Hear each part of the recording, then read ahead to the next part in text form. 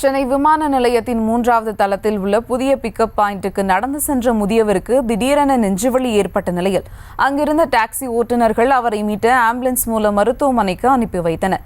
இதுகுறித்த கூடுதல் விவரங்களோடு இணைகிறார் செய்தியாளர் மொய்தீன். வணக்கம் மொய்தீன், விவரங்கள். வணக்கம் சுபா. சென்னை சர்வதேச விமான நிலையத்தில் கால் டாக்ஸி பிக்கப் பாயிண்ட் கீழ்தளத்தில் செயல்பட்டு வந்தது. வெளிநாடுகள் மற்றும் பல்வேறு பகுதியில் இருந்து வரும் பயணிகளை எங்கிருந்து கால் டாக்ஸி மூலம் அவர்களின் இருப்பிடத்திற்கு அழைத்துச் செல்வது வழக்கம். இதனால் விமான நிலையத்திலிருந்து வெளியே வந்தவுடன் பயணிகள் கால் டாக்ஸியில் ஏறி பயணம் செய்யும் ஏதுவாக இருந்தது.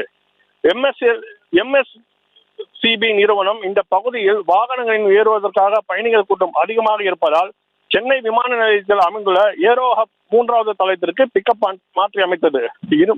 பெரும்பாலும் வெளிநாடுகளில் இருந்து வரும் பயணிகள் உடல்நிலை குறைவு, வயதானவர்கள் மட்டுமே டாக்ஸிகளை பயன்படுத்தி வருகின்றனர். 3வது தளத்தில் கால் டாக்ஸி பிக்கப் பாயிண்ட் அமைந்ததால் பயணிகள் சேர்க்கப்படுவார்கள் என பலமுறை பேச்சுவார்த்தை நடத்தியும் எந்த பயனும் இல்லை.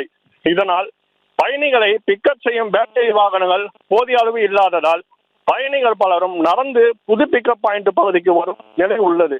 இதில் முதியவர் ஒருவர் பிக்கப் பாயிண்ட்டுக்கு நடந்து சென்ற நிலையில் வெயிலின் தாக்கம் தாங்க முடியாததால் அவருக்கு திடீரென நெஞ்சுவலி ஏற்பட்டு மயங்கி விழுந்துள்ளார். உடனே அருகில் உள்ள கால் டாக்ஸி ஓட்டுநர்கள் அவரை மீட்டு ஆம்புலன்ஸ் மூலம் சிகிச்சைக்காக மருத்துவமனைக்கு அனுப்பி வைத்தனர். பிக்கப் பாயிண்டை பழையபடி இருந்தது போல் வருகை பதிவில் வந்து பிக்கப் செய்து கொண்டு செல்லும் நடைமுறையை பயன்படுத்த வேண்டும் என பயணிகள் கோரிக்கை வைக்கின்றனர். சுபா, விவரங்களுக்கு நன்றி மொய்தீன். செய்திகளை உடனுக்குடனும் துல்லியமாகவும் தெரிந்து கொள்ள சப்ஸ்கிரைப் பண்ணுங்க.